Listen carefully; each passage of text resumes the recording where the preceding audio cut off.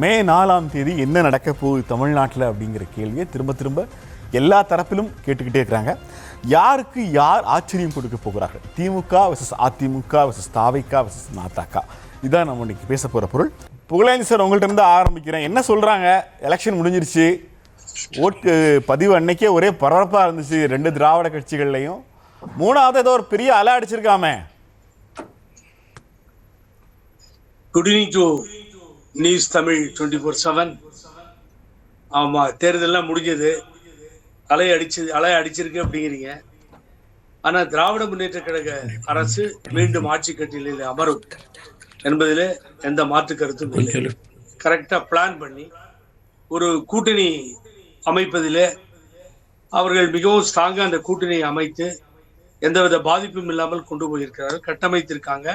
SIR work பண்ணியிருக்காங்க, booth கமிட்டியும் கரெக்டா form பண்ணி கொண்டு போயிட்டாங்க. ஆகவே தேர்தலை முறையாக தேர்தலாக நடத்தியிருக்கிறார். இங்க அதிமுகவை பொறுத்த வரைக்கும் இப்ப சொன்ன இளவல் மற்றவங்களுக்கு கோவரலாம், பரவாயில்ல, அதை பத்தி எனக்கு கவலை இல்லை. கொடுமை என்னன்னு கேட்டா, எலெக்ஷன் மேனிஃபெஸ்டோ எல்லாம் எப்படி இருக்குன்னு கேட்டீங்கன்னா அவங்க அதை பத்தி எல்லாம் கவலையே படல. உதாரணத்துக்கு சொல்றேன், துணை முதல்வர் என்ன பண்ணிட்டாரு, ஒரு எலெக்ஷனையே கம்ப்ளீட்டா முடிக்கிறார் ஒரு போட்டோவை கையில வச்சுக்கிட்டு. அவர் வேற எதையும் கொள்கையோ கோட்பாட கூட எடுத்துட்டு போல. பாருங்க, காலில் விழுந்தார் பாருங்க, தவழ்ந்து விழுந்தார் பாருங்க, எலெக்ஷனே முடிஞ்சிருச்சு.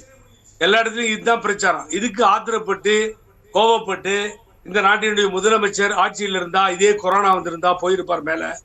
பாலிடல் குடிச்சப்பயே இந்த துணை முதல்வர் போயிருப்பாரு. இதெல்லாம் எதுவுமே நடக்காம போச்சு, செத்து போன்றாரு.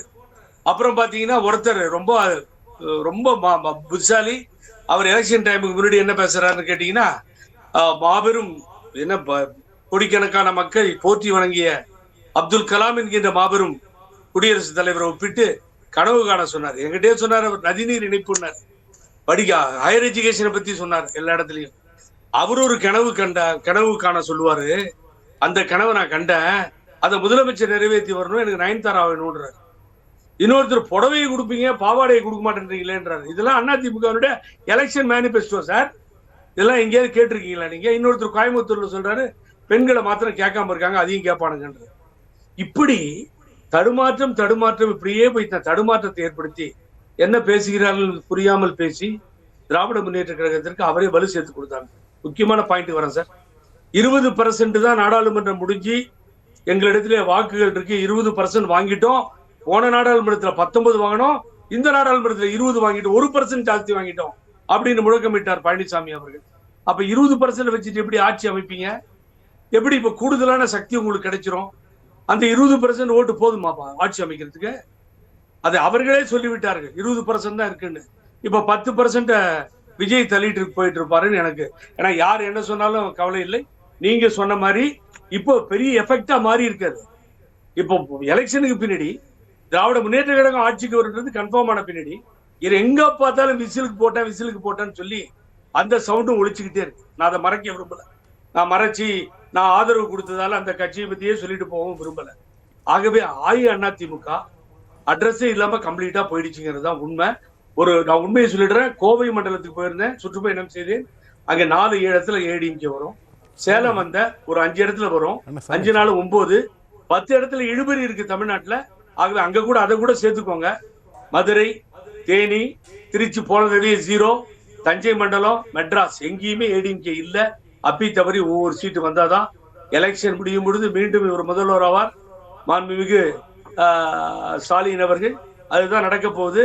2வது இடத்துக்கு என்ன பொறுத்த வரைக்கும் என்னுடைய ஃபீலிங், நான் கேள்விப்பட்ட வரைக்கும் விஜய் தான் வருவார், தாவேகா வரும்ன்றது என்னுடைய இது ஸ்ரீராம் கூட சொல்லியிருக்காரு சார். அது ஏடிஎம்கே இடத்த தாவேகா வில் பிகம் ஏடிஎம்கே அப்படின்னு சொல்லி அந்த கருத்தையும் அவர் சொல்லியிருக்காங்க. ஆகவே இதுதான் உண்மையான நிலை, அன்று அதுதான் நடக்கும். இல்ல, எங்க கேட்டாலும் யாரை கேட்டாலும் விசிலுக்கு தான் போட்டாங்கன்னா விசில் தானே சார் ஆட்சிக்கு வரணும். விசிலுக்கு ஓட்டு போட்டவங்களால எப்படி திமுக ஆட்சிக்கு வரும்? இல்ல 100% ஒரு பாயிண்ட கேட்ச் பண்ணி நான் கேட்ட வரைக்கும் 10% கேட்டனோ 5% கேட்டனோ எங்க கேட்டனோன்றது கொஸ்டின் இல்ல. நீங்க சொல்ற பாயிண்ட்டுக்கு நான் வரேன். விசிலுக்கு போட்டேன்னு சொல்லி அவர்கள் சொல்லுகிறார்கள். ஆனா எல்லா இடத்துலயும் அவர்களிடத்துல களம் இல்லை, களம் அமைக்கவில்லை. அங்கே கேண்டிடேட்டை கரெக்டா இன்ட்ரோடியூஸ் பண்ணி கொண்டு போகல. எல்லா தொகுதிகளுக்கும் முதல்வர் போன மாதிரி, துணை முதல்வர் போன மாதிரி, வேறு கட்சி தலைவர்கள் போன மாதிரி அவங்க போகல. ஆகவே களம் அமைக்கும் பொழுது ஏமாந்து விட்டார்கள், அவ்வளவுதான். அந்த களத்தை சரியாக அமைப்பதற்கு ஒரு கட்டமைப்பு கூறியவர் அவரிடத்துல இல்லை. உதாரணமாக 4-5 மணிக்கு மேல பிரச்சனை புலன் சார். இப்போ நம்ம கட்சி கட்டமைப்பு இருக்குன்னு சொல்றோம், எஸ்ஐஆர் பணிகள் ரொம்ப நிறைய பார்த்துருக்கோம்னு சொல்றோம், நல்ல கூட்டணியை அமைச்சிருக்கோம், சிக்கல்களை தீர்த்திருக்கோம், ஒன்னா தேர்தலை சந்திச்சிருக்கோம். ஆனா இதெல்லாம் போதாதே, மக்கள் வந்து ஓட்டு போடணுமே, அதானே முக்கியம். எஸ், நீங்க கரெக்டா சொன்னீங்க. ஒரு தேர்தல் நடக்கிறதுக்கு முன்னாடி ஒரு எக்ஸ்பீரியன்ஸ் ஹேண்ட் அங்க போய் தேர்தல் பூத்துல கமிட்டியில போய் உட்கார்ந்தா, பூத் கமிட்டியில இவ்வளவு ஓட்டு வந்திருக்கு, தேர்தல் முடியறதுக்கு முன்னாடி இவ்வளவு ஓட்டு வரல, நம்ம இப்போ இவ்வளவு ஓட்டுல ஜெய் பண்றது சொல்ல முடியும். அதை திராவிட முன்னேற்ற கழகம் சொல்லுகின்ற நிலையில இருக்கிறது. அந்த ஃபீல்டுக்கு தான் போகலன்னு சொன்ன எஸ்ஐஆர்ல. அப்போ உங்களுக்கு ஒரு தகவல் கிடைச்சிருக்கு, திமுக தான் ஆட்சி அமைக்குதுங்கிற ஒரு தகவல் கிடைச்சிருக்கு. தகவல் இல்ல சார், நான் உண்மையை சொல்றேன் சார். திராவிட முன்னேற்ற கழகம் ஆட்சி அமைக்கும், 2வது இடத்திற்கு தாவேகா வரும், திமுகவுக்கும் தாவேகாவுக்கும் போட்டி. அந்த களத்திலேயே இல்லாத கட்சி தான் அதிமுக. ஏன்னா 20% டிக்ளேர் பண்ணி 20% பாதி போயிடுச்சு. இப்போ எங்க இருந்து ஜெயிக்க முடியும்னு நினைக்கிறீங்க? இந்த கோவையும் சேலமும், நான் உண்மையை சொல்றேன், அந்த வேலுமணியினுடைய கட்டுப்பாட்டில் இருப்பதால் அங்கே ஒரு 4-5 சீட்டும், இங்க பழனிசாமி ஆதிக்கம் இருப்பதால் ஒரு 4-5 சீட்டும் வரலாம். தவிர தென் தமிழகம் எல்லாம் ஒரு சீட்டு கூட எண்ணி கூட பார்க்காங்க, தவடிச்சிட்டு இருக்காங்க வந்த 3-4 பேரும். இதுதான் போயிட்டு இருக்கு, race going on like this. So இதுதான் 4ஆம் தேதி உங்களுக்கு ரிசல்ட்டா கிடைக்கும். அன்னைக்கு நம்ம 2 பேரும் உட்கார வைப்பேன், எங்க போயிடுவோம்.